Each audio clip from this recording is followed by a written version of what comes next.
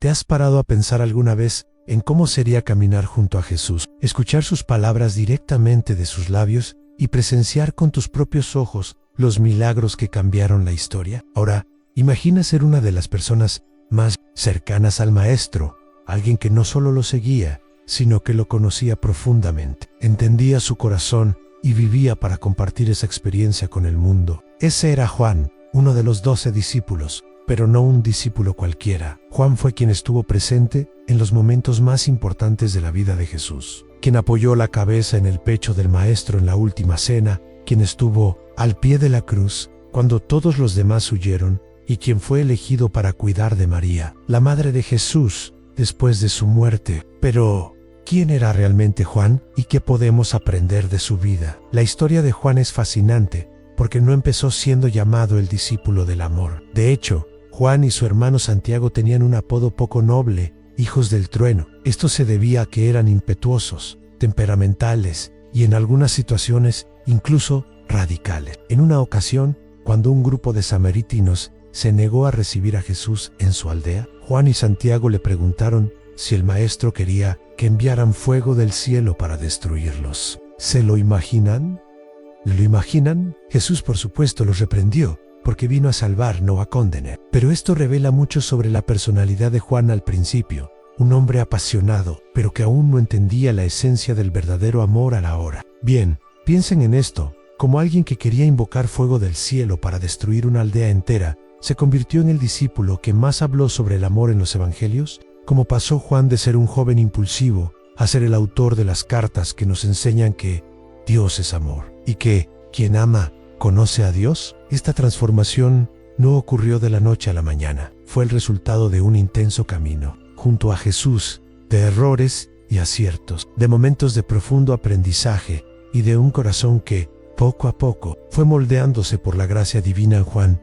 Presenció momentos que nadie más había visto. Fue uno de los 3 discípulos elegidos para subir al monte de la Transfiguración y ver a Jesús en su gloria celestial junto a Moisés y Elías. También estuvo con Jesús en Getsemaní la noche de su arresto, presenciando de cerca la angustia del Maestro antes de ser entregado a los soldados. Pero uno de los momentos más impactantes de su vida fue cuando Jesús, ya en la cruz, los miró a él y a María y dijo: «Mujer, ahí tienes a tu hijo». Y luego le dijo a Juan: «Ahí tienes a tu madre». Juan comprendió en ese momento que Jesús le confiaba una de las misiones más especiales, al cuidar de la madre del Señor. En esta cercanía a Jesús marcó a Juan para siempre. Tras la resurrección, fue uno de los primeros en correr hacia la tumba vacía. Más tarde, dedicó su vida a proclamar el Evangelio, enfrentándose a la persecución, siendo exiliado a la isla de Patmos y escribiendo algunos de los pasajes más profundos y misteriosos de la Biblia, incluyendo el Apocalipsis. A diferencia de muchos de los otros discípulos que fueron martirizados, Juan vivió hasta una edad avanzada y sus últimas palabras conocidas siempre fueron sobre el amor. Se dice que, ya muy anciano, repetía incansablemente: «Hijitos, ámense los unos a los otros», porque comprendía que esta era la lección más importante que Jesús había enseñado. Pero, ¿qué significa todo esto para nosotros hoy? ¿Qué podemos aprender de la vida de Juan? Si un hombre impetuoso, que quería resolver las cosas por la fuerza, fue capaz de transformarse viviendo con Jesús y convertirse en el apóstol del amor. Esto significa que la misma transformación puede ocurrirnos a nosotros. Si Juan, que una vez quiso destruir a sus enemigos, aprendió a amar incluso a quienes lo perseguían, ¿no podemos nosotros también aprender a vivir con más amor y paciencia? A lo largo de este video, profundizaremos en las lecciones que nos enseña la vida de Juan, y comprenderemos cómo Jesús lo moldeó, cómo transformó su vida y cómo estas enseñanzas pueden impactar nuestro caminar hoy. OCQ. Si quieres descubrir qué hizo que Juan se convirtiera en una de las figuras más fascinantes del cristianismo y cómo esta historia puede cambiar tu vida, quédate conmigo hasta el final, porque te garantizo lo que aprenderás aquí puede transformar la manera en que ves el amor, la fe e incluso el propósito de tu caminar con Dios.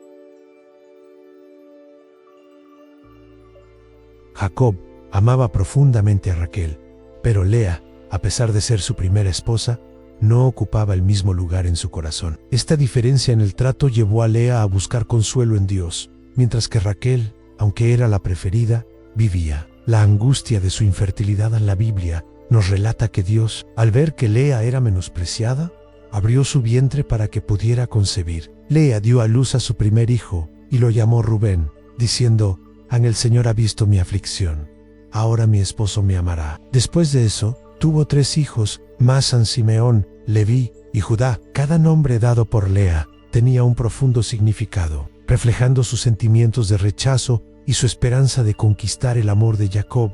Mientras tanto, Raquel contemplaba la fertilidad de su hermana con una mezcla de envidia y desesperación. En un momento de profundo dolor, le dijo a Jacob: «Dame hijos, o si no, me muero». Jacob le respondió: «¿Acaso estoy yo en lugar de Dios, que te ha negado el fruto del vientre?». Este diálogo revela la creciente tensión en la relación entre ambos y la profunda insatisfacción que sentía Raquel decidida a encontrar una solución. Raquel recurrió a una práctica común de la época: entregó a su sierva Bilhá a Jacob para que tuviera hijos por medio de ella. Bilhá dio a luz a 2 hijos, Dan y Neftalí. Raquel interpretó estos nacimientos como una victoria sobre su hermana, diciendo: «Con luchas de Dios he luchado contra mi hermana y he vencido». Lea, por su parte, no se quedó de brazos cruzados. También entregó a su sierva Zilpá, Jacob, y Zilpá dio a luz a 2 hijos, Gad y Aser. La competencia entre las hermanas se intensificaba con cada nacimiento, convirtiendo sus vidas en una constante lucha por reconocimiento y amor. En un momento curioso, la historia nos cuenta que Rubén, el hijo mayor de Lea, encontró mandrágoras en el campo y se las llevó a su madre. Raquel pidió a Lea que le diera algunas mandrágoras, creyendo que podrían ayudarla a concebir. A cambio, Lea negoció una noche con Jacob, diciendo: «Tú dormirás conmigo esta noche a cambio de las mandrágoras de mi hijo».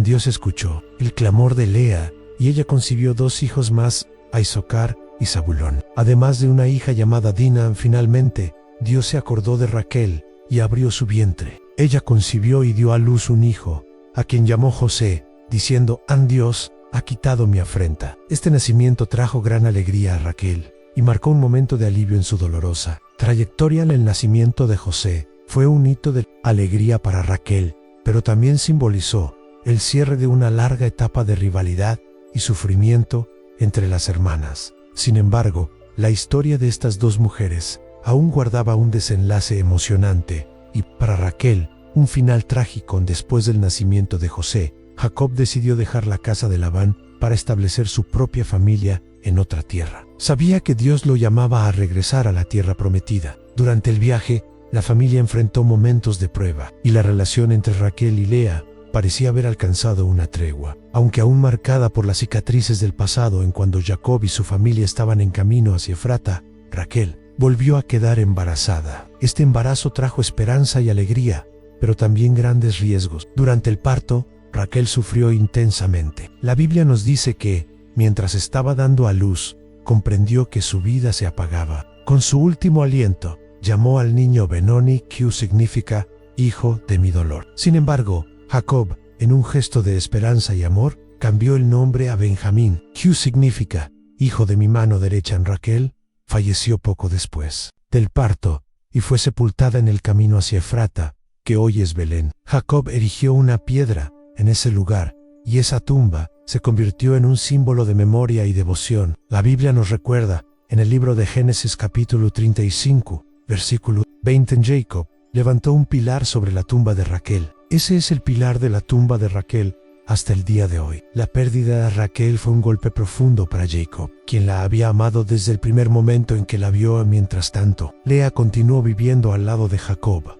acompañando la crianza de los hijos y la expansión de la familia. A pesar de todas las dificultades y rivalidades que marcaron su historia, Lea fue recordada como la madre de la mayoría de las tribus de Israel. Entre sus hijos, Leví se convirtió en el patriarca de los sacerdotes, y Judá fue el antepasado directo de Jesucristo, cumpliendo así una importante promesa divina. Raquel y Lea, con sus alegrías, dolores y luchas, dejaron un legado eterno. Sus historias no son solo de rivalidad, sino también de superación, fe y el cumplimiento del plan de Dios. Nos muestran que, incluso en medio de los conflictos humanos, Dios obra para cumplir sus propósitos, transformando vidas y trayendo esperanza a las generaciones futuras. A la historia de Raquel y Lea no termina solo con sus desafíos personales y momentos de superación. Juntas, estas 2 hermanas, por medio de sus hijos, dieron origen a las 12 tribus de Israel, uno de los legados más significativos de la Biblia. Cada hijo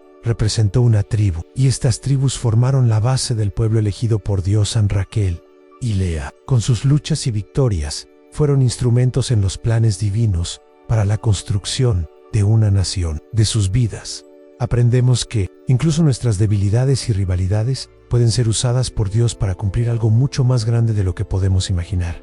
Y si esta historia tocó tu corazón, ¿qué te parece seguir esta travesía con nosotros? Suscríbete al canal para acompañar más contenidos como este, donde exploramos las profundidades de la Biblia y los significados detrás de cada relato. Aprovecha también para dejar tu like y compartir este video con alguien que ame conocer las grandes narrativas bíblicas. Muchas gracias por estar con nosotros hasta aquí. Que Dios bendiga grandemente tu vida y que el legado de Raquel, Lea y las 12 tribus de Israel siga inspirando a generaciones. Hasta el próximo video.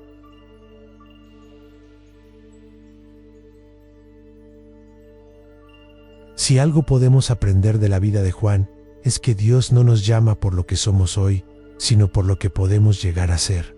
Juan no nació como un discípulo del amor. Tuvo que aprender, cometer errores, crecer y permitir que la gracia de Dios moldeara su corazón con el tiempo. Esto nos muestra que la transformación que Dios quiere traer a nuestras vidas no ocurre de la noche a la mañana. Es un proceso, un camino, y lo más maravilloso es que Jesús no nos abandona. Nos ve más allá de nuestros defectos, de nuestro temperamento, de nuestras limitaciones. Ve en nosotros un propósito, un llamado, una misión, así como llamó a Juan y lo transformó. También nos llama hoy a vivir una vida marcada por el amor, la fe y la perseverancia. Quizás te consideres una persona impulsiva, que a menudo habla o actúa sin pensar. Quizás hayas cometido errores que te hacen sentir indigno del llamado de Dios, o quizás te cueste comprender el verdadero significado del amor, como le ocurrió a Juan al principio. Pero recuerda que Dios no llama a los perfectos. Él llama a quienes están dispuestos a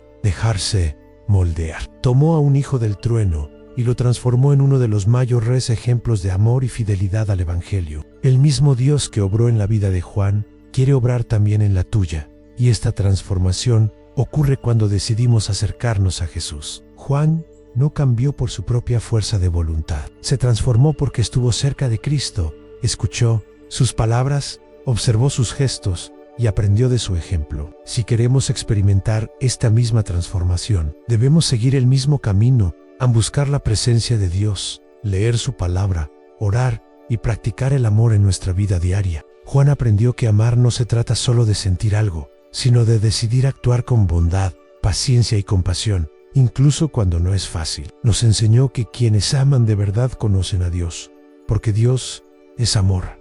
Y quizás esta sea una de las mayores reflexiones que podemos extraer de este video. En un mundo lleno de prisas, juicios y divisiones, Dios nos llama a ser diferentes. Juan podría haber elegido ser recordado como un gran teólogo, un líder de la iglesia primitiva, un profeta con impresionantes visiones del Apocalipsis, pero al final de su vida, lo único que quiso enseñar fue: hijitos, ámense los unos a los otros. Esto se debe a que comprendió que, de todo lo que aprendió de Jesús, la lección más importante era el amor, y eso no ha cambiado. Dios todavía nos llama a vivir este amor, a ser pacientes con quienes cometen errores, a tender una mano a los necesitados, a perdonar a quienes nos han herido, a ser reflejos de la luz de Cristo en este mundo.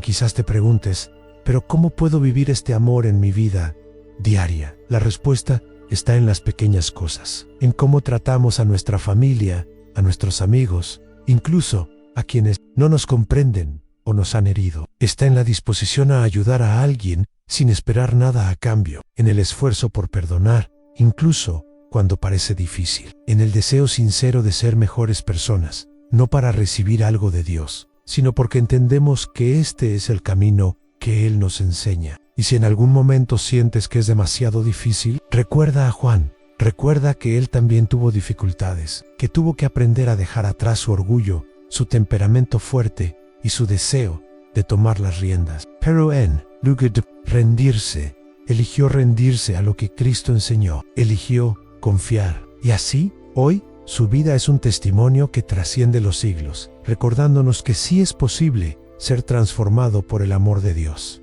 Así que, ¿qué tal si tomas una decisión hoy? ¿Qué tal si decides vivir las lecciones que aprendimos de Juan? Buscar una mayor intimidad con Jesús, aprender a confiar en los planes de Dios, vivir una vida de verdadero amor. Este es un camino que vale la pena recorrer. Y la buena noticia es que no estás solo. Dios camina contigo, moldeando tu corazón día tras día. Solo te pide que le des espacio a esta transformación. Y si este video te llegó al corazón, si estas palabras te hicieron reflexionar y desear esta transformación en tu vida, no te lo guardes para ti. Comparte este mensaje, difunde esta reflexión y sobre todo, sigue buscando crecer espiritualmente. Y para no perderte más contenido como este, suscríbete al canal, activa las notificaciones y únete a esta comunidad que busca aprender más sobre la palabra de Dios. Aunque Dios te bendiga y te guíe a una vida llena de amor, fe y propósito.